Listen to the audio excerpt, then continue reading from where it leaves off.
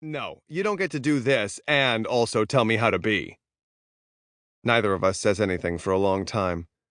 The room's natural hum mushrooms into a piercing ring. What does it say? The letter? I never opened it.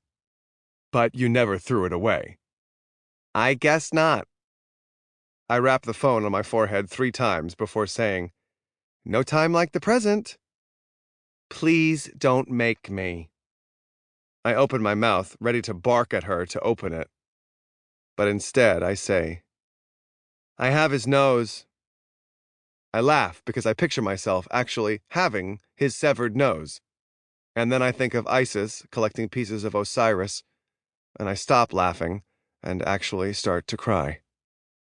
Do you? She says.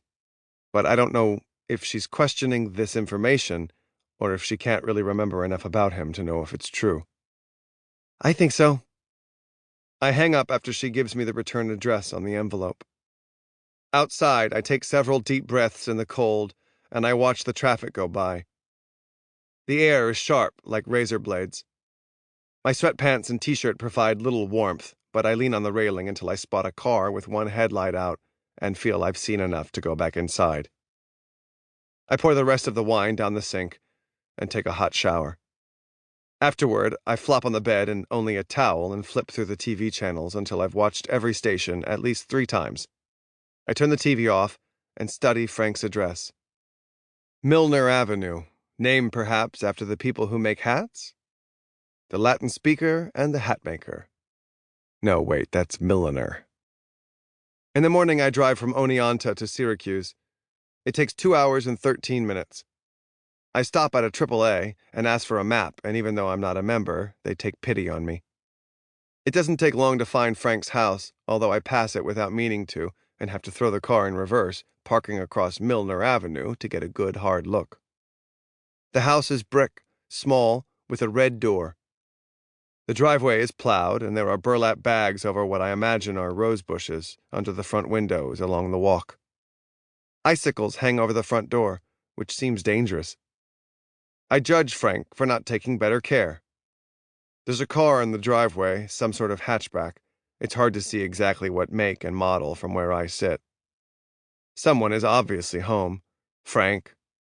Or maybe a new wife. I'm drenched in sweat, despite temperatures hovering around freezing. I focused so singularly on getting myself here that only now do I realize how nervous I am. When the windows completely fog, I remove my knit cap to blot the sweat from my forehead. It's as if I'm a burglar afraid of being made. But am I stealing anything, so much as reclaiming a part of myself? I wipe a small section of the window so I can continue to study the house. It's as unremarkable as these events are unusual. If Frank is indeed inside, we're only a few hundred feet apart. This is it. The last few steps. The closing of a 30-year gap I only just discovered. I don't remember opening the door or getting out of the car, but I'm in the middle of the street anyhow, crossing toward Frank's driveway. My feet move independently of my commanding them to. I'm a marionette. My legs are bowed where they are attached to strings, and I do this weird pivot as each leg moves closer to the drive. I place one foot on Frank's property and stop dead like there's one of those electric dog fences keeping me from advancing any farther. It's the mailbox, the source of this current. Across the top is a little sign that says, The Dembrowskis. Total panic. I pull my cap farther over my brow and look from the house to the mailbox to the car and back to the house again to make sure I have the right number. I even fetch the paper from my pocket with the address my mother gave me. I wrote it down 3 times, once for each time I made her repeat it. The curtain in the front window flutters. Movement in the house. I whip around to cross the street and come this close to getting hit by a Toyota pickup. If my heart had stopped, that started it right up again. Slush from the melting snow is all over the front of my pants, all the way up to my knees. It's now or never. I turn back to the house, walk up the front steps, and knock on the door 3 times. I live a lifetime in the 30 seconds it takes for